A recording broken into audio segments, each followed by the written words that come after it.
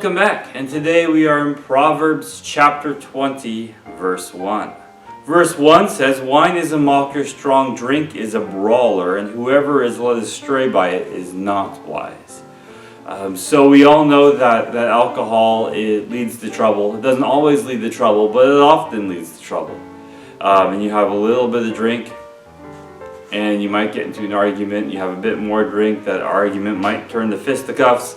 And then you have a fight with your friend, and that's not fun. It would have been better to avoid that drink altogether and stay friends. And I'm not saying you can't ever drink. We know that the Bible says don't get drunk. The problem is people don't often know how much drink they can drink before they get drunk. So it's better to stay away from it altogether. Back in those days, you needed a little alcohol to kill the germs in your drinking water. But nowadays we have clean water, so that's not as necessary. And again, I'm not saying you can't drink, but I don't really see a benefit to it. So you pray and let the Lord lead you on that one. But the Bible says it's not good. I say it's not good. And well, there you go. Verse 2 says, "The wrath of a king is like a roaring of a lion. Whoever provokes him to anger sins against his own life." So the kings in those days have the power to execute, just like our King in heaven has the power to separate body and spirit, and cast the spirit into hell. So what you really don't want to do is you don't want to make the king angry at you, neither the physical king or our true King in heaven. You would like them to be happy with you. The good thing is God already loves you, and so it's harder to provoke him. It's still possible to provoke him. Lots of people have provoked him to anger in the scriptures. But you don't. You listen to him and you obey him and you love him back and you do what he says, and that's the good thing to do.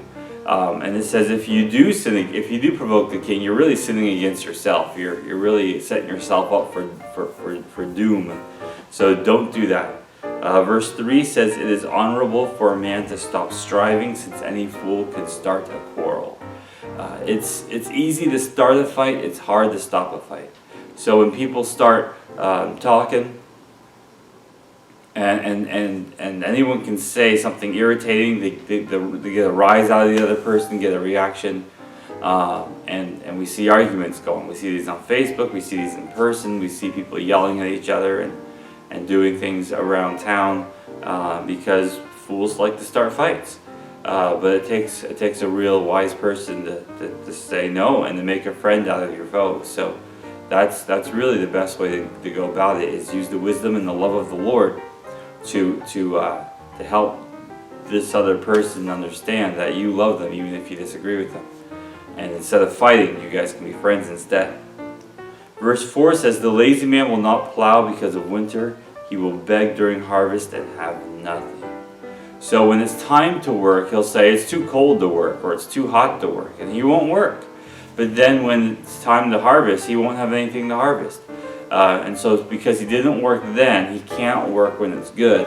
And so don't be lazy and work hard in season and out of season. Work hard to show yourself diligent, because you don't work just for man. You don't work just for yourself. You work for the King in heaven. And everything you do is a reflection of him and is for him.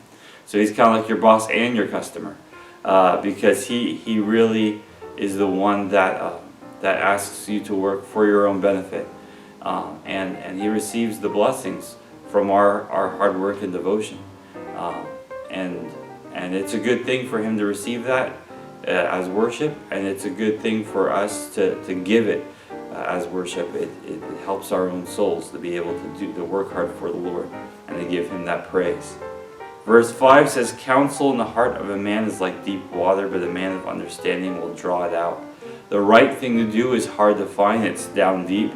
You have to be a man of understanding to draw it out. Fools will just look at the surface. But you gotta be able to go deep. And to be able to go deep, you have to be wise. You have to think about stuff. You have to have a good relationship with the Lord. And don't act too quickly. God will help you pull out the counsel you need at the right time if you just wait on him. And waiting is a hard thing to do. I completely understand that, but it is the best thing to do. Well, that being said, God bless you. Have a nice day. We'll see you next time.